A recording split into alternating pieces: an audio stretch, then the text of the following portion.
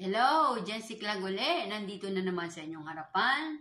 Magbibigay ng original na videos galing mismo sa akin. Ako mismo ito.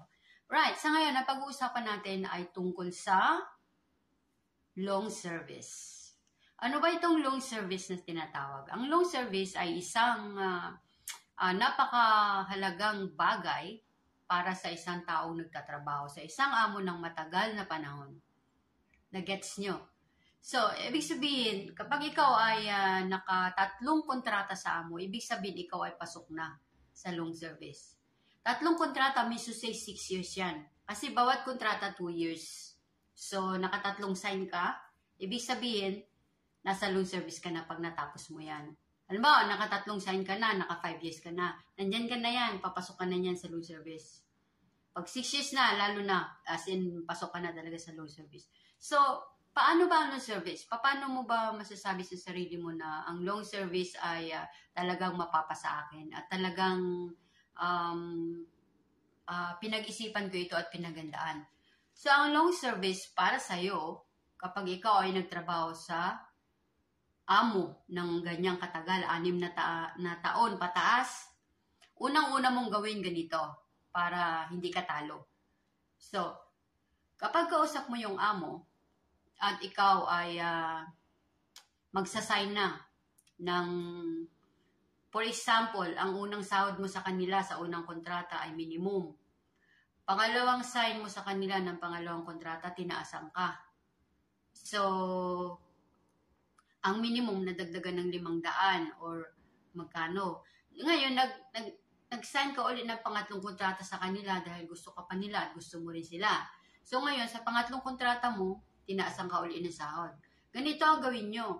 Kung magkano ang nilagay nyo sa kontrata, kung magkano ang sinulat nyo sa kontrata dun sa unang sahod nyo, yun din ang isulat nyo doon.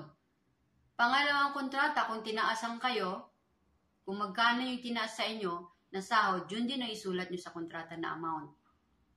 Lalong-lalo na pag pangatlong kontrata. Kapag pangatlong kontrata ka na, masyado nang tinaasan ng amo mo ang sahod mo, yun ang full amount na isulat mo rin sa kontrata. Bakit? Dahil ang long service ay nakabase doon sa amount ng sahod mo na nakasulat sa kontrata.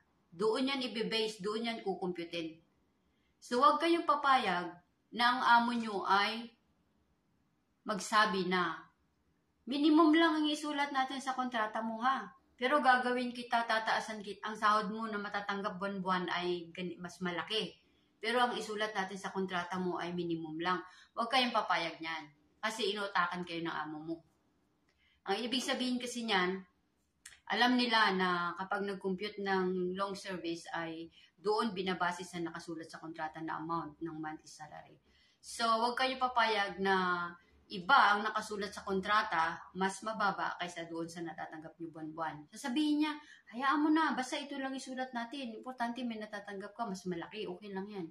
Huwag kayong papayag ng gano'n kasi inutakan kayo ng amo. No, ma'am, no, missis, huwag kayong gano'n. Isulat natin kung magkano yung natatanggap ko mismo. Dahil yan ang natatanggap ko, so yan ang isusulat natin. Pag hindi siya papayag, may susay, inutakan nga kayo at doon yung makikita at makikilala kung anong klaseng amo meron kayo.